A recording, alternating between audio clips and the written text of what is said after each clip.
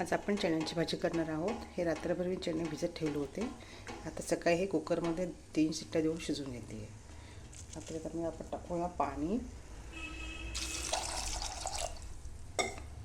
थोडंसं मीठ टाकते, तेजपत्ता आणि दालचिनी। आता मी कुकर लावून घेते, 3 शिट्ट्या अशा होऊ देते। टमाटर, लसूण आणि अद्रक, एक मिरची आता हे मिक्सरमध्ये मी बारीक करून घेते। आता मी कढईमध्ये तेल टाकते। आता आपले चणे जे आहेत ते आता शिजले गेले आहेत। आता टाकते जिरे,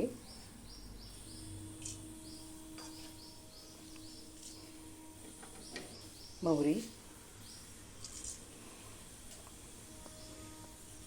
थोडीशी कडकडली हे टाकते। त्याच्यामध्ये कांदा,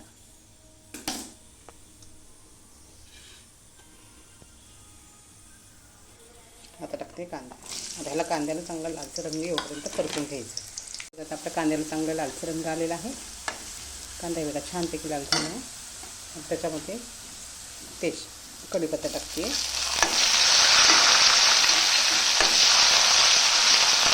कढीपत्ता टाकला।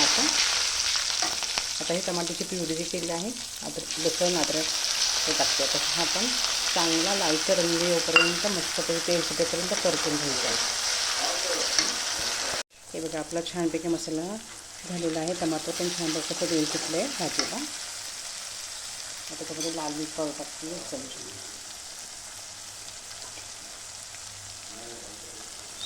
हळद, धने पावडर, थोडासा चाट मसाला, थोडा गरम मसाला। आता हा चांगल्यापैकी तेलामध्ये फ्राय करून घेते। छान तेलामध्ये हे बघा किती सुंदर झालं आहे। छानपैकी फ्राय झाला आपला मसाला हा।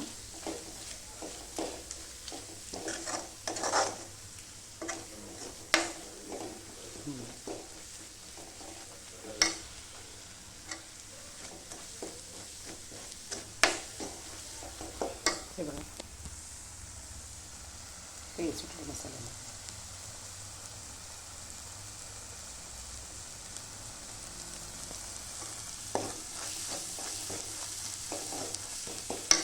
आता आपण त्याच्यामध्ये थोडंसं मीठ पण टाकू चवीनुसार, कारण शिजताना मी अगोदर मीठ टाकलेलं आहे, त्याच्यासाठी एकदम थोडंसं टाकते।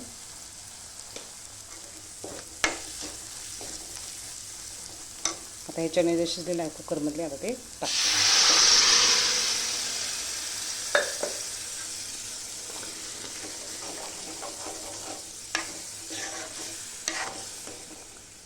बघा किती सुंदर झालेलं आहे।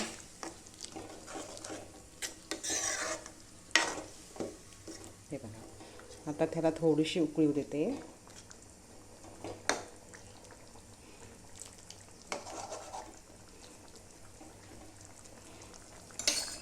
ते बघा किती छान झालं। आता थोडंसं त्याला उकळी देते। आपली भाजी तयार, किती सुंदर झाली, किती छान आहे, रंग आला तिला। आता आपण थोडीशी वरतून कोथिंबीर टाकू।